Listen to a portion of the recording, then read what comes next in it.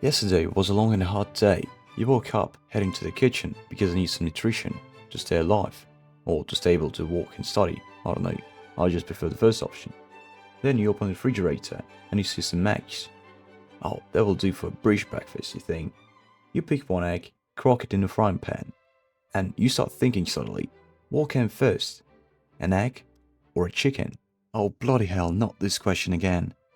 So, the riddle seems impossible to be solved. The reason is that we have a unbreakable cycle of two distant things that generates and originate one another. This process basically exists out of any chronological subsequences, plus the order contains only two possible variables, and it's only two-digit order. We cannot swap an egg and a chicken. Egg cannot be produced by an egg, and the same applies to chicken. But this is bollocks then, and we cannot assume that the process has been going on literally for an eternity. But how's that even possible? How can we even solve this? Oh, the first one was the egg. Given that there would have no chicken if there had been no egg, it is rather safe to assume that the egg came first. We may say that the first bird sprung from the egg deposited by a reptile that was extremely similar to, but not quite, the bird itself, because the chicken are birds, and we know that birds originate from the reptiles. Because that question or riddle is outside of the field of logical conditions, but instead it takes place in real world, with chaotic conditions and unpredictable results.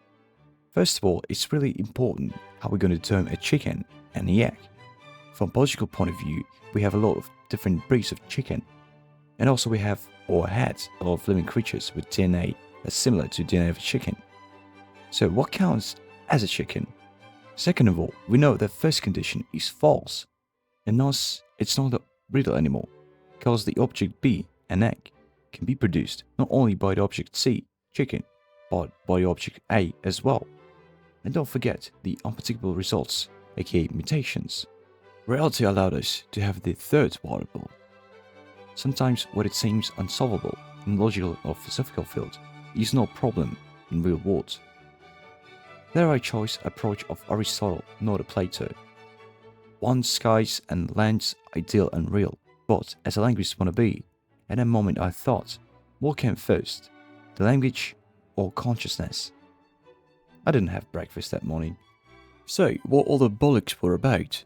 The step of the chicken and egg is necessary to analyze almost all riddles with order or chronological questions. Because before we make a statement that something is in a loop, or depends of something else, we have to break those things down. In my case, I won't dare to make any assumption in chronological terms about language and consciousness, because surprise surprise, I'm sure that consciousness was before than any language, for logical and biological reasons. And the establishment here of consequential causal relationship in a question of what was the first is simply meaningless. But the question I believe is not that meaningless. It's question, can a language affect the consciousness? Will the fact that your language lacks a concept of a word of killing change the morals of your society? Or what if there is no such a word, like democracy? Will it affect the political structure in your society? Speak the language. Democracy. The ancient Greeks had the concept of democracy, but if you have read the Odyssey, the sea was described there by the Homer like a red wine. The colors in general are the big problem for any language, because every culture and every language has or doesn't have some words to indicate some shades and colors. The famous Himba color square test, when BBC journalists asked members of Himba tribe to tell which one particular square differs from the others. And members of this tribe were significantly slower of finding a blue one. But it seems really weird to me, because it doesn't mean that you won't tell the difference between different shades of pink, despite that you don't know words for these. I mean, will a person ignore the chair in the middle of the room because they don't know word for it?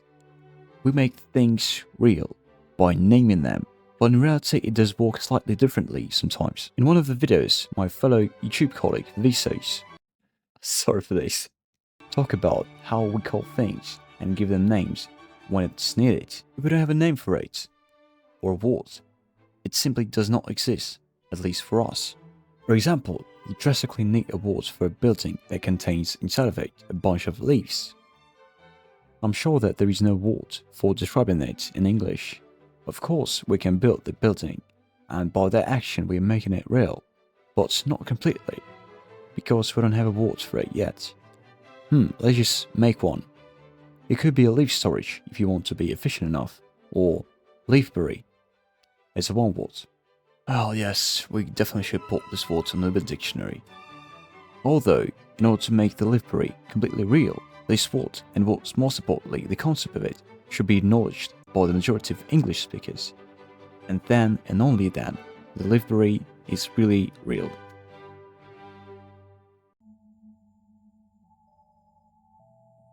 But isn't it even funny how we as a human species approach the methods of manifestation of something as real and something isn't? For example, dragons. Are they real? Of course they are not real. Have you even seen them? Well, yes, some writers in ancient Asia and Europe mention them in their legends and tales. Nah, it is all fiction. It's just some books wanting more evidence. Okay, there is some paintings of the creatures, and even statues. No, that doesn't count either, unless you have a dragon in your basement, and I can have it right on its back. I will never be convinced that dragons are real. Okay, fair point, but all those methods of how we judge the degree of reality of something lead me to the one question. Is number 7 real? On a surface level, it seems obvious. Number 7 has been mentioned in books like a lot.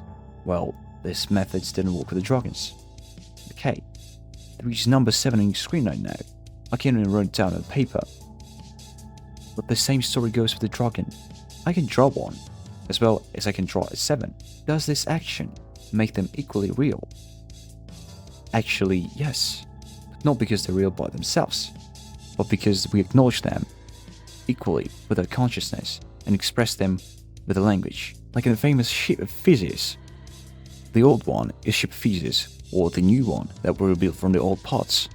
The answer is none of them, and any that we're gonna choose, because we decide will remain the original name.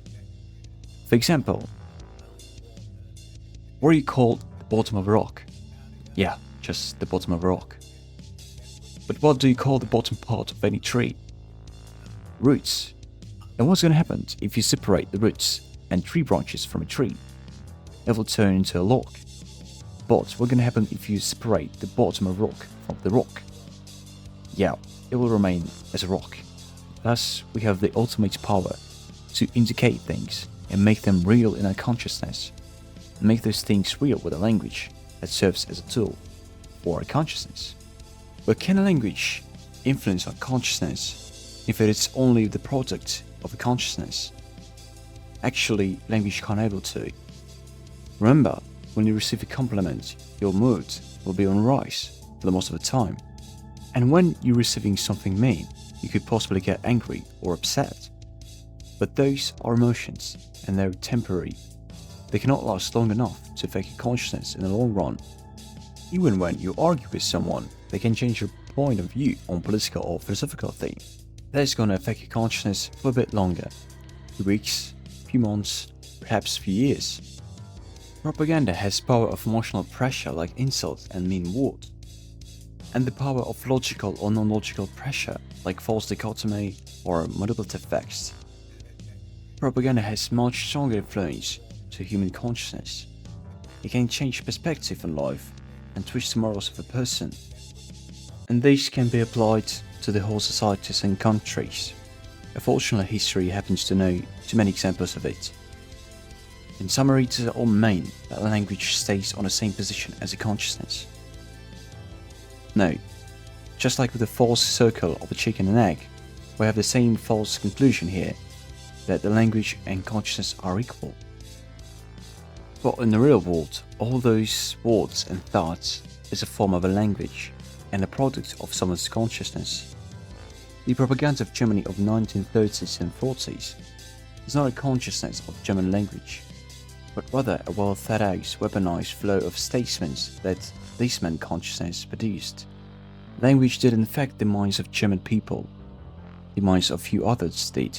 The minds that used words and language only as a tool. Consciousness affects the other. Consciousness produces the language, acknowledge things and make them real to us. We are the matter that manifests the other matter.